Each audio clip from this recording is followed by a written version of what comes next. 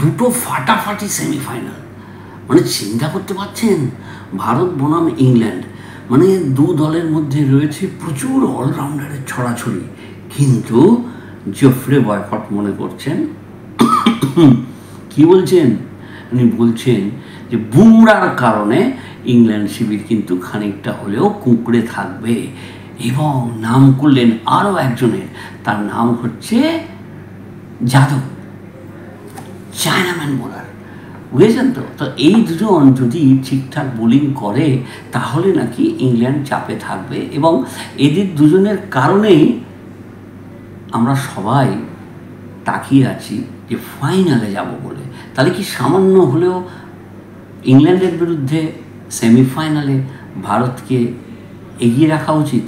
ঠিক ধরেছেন, আমারও তাই মনে হয়। তো যদি হয় তাহলে ফাইনালে যাবে, কিন্তু অন্যদের গ্রুপ থেকে কে আসছে ওখানেও কিন্তু হাড্ডাহাড্ডি লড়াই, হিন্দিতে বলে কাঁটে কা লড়াই, মানে কাঁটায় কাঁটায় যুদ্ধ হবে।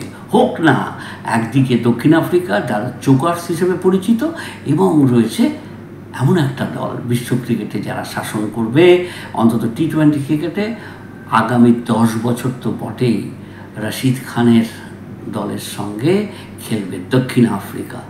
কে জিতবে কারা জিতবে সেটা খুব ইম্যাটেরিয়াল নয়, তার কারণ আমরা সবাই চাইব আফগানিস্তান যদি জেতে তাহলে ক্রিকেটের জয় হবে। একটা যুদ্ধবিধ্বস্ত দেশ যেভাবে নিজেদেরকে তৈরি করেছে এবং তারপর একটা ক্রিকেট নিয়ে মাতামাতি করছে, আপনারা ছবিতে দেখেননি, বাংলাদেশকে হারানোর পর গোটা আফগানিস্তান একেবারে কি বলবো খুশিতে টই টুম্বর। হোক না, আফগানিস্তান যদি আসে, সেই তো সেদিন দোলনা থেকে নামলো, তারপর এখন দেখুন কি চমৎকার ক্রিকেট খেলছে। সুতরাং ভারতের সামনে যদি আফগানিস্তান পড়ে তখন আমরা ভেবে দেখব কাকে সমর্থন করব, ইন্ডিয়া নাকি আফগানিস্তান।